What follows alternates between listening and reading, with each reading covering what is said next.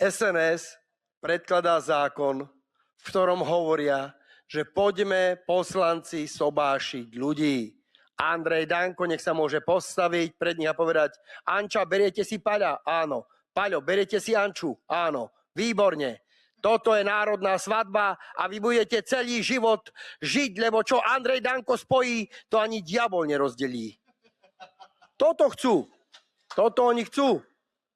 A môžem vám povedať, že namiesto toho, milí študenti z Púchova, aby SNS predkladala zákon, kde vaši rodičia budú mať peniaze, aby ste mohli študovať, aby ste nemuseli odchádzať do zahraničia, milí študenti z Púchova, aby ste nemali naozaj problém s tým, že vám niekto bude rozprávať, čo je národné a čo nie je národné, ako sa máte správať. Ten s tými dlhými vlasmi by tam nemal byť, mal by sa ostrihať a mal by národne byť, nie ako Jánošík. To je choré, čo predkladá SNS. Namiesto toho, aby ste vy, študenti z Púchova, mali šťastnú budúcnosť, aby ste sa mohli spoľahnúť na politikov, ktorí tu sedia a predkladajú zákony, ktoré pomáhajú vám, vašim rodičom, vašim starým rodičom. Tak sa tu postaví pani Kramplová a povie: nie.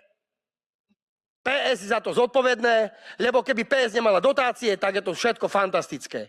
Rozkradnuté milióny, rozkradnuté stovky miliónov. Či už je to Kukurica, či už je to každý jeden kšeft, dotácie pre Barteka, dotácie pre Migaľa, pre Huliaka. To oni nevidia. Namiesto pomoci my teraz riešime zákon, milí študenti z Púchova, o tom, aby Andrej Danko mohol sobášiť. Nak žije Slovensko, nak žije Andrej Danko. Hurá!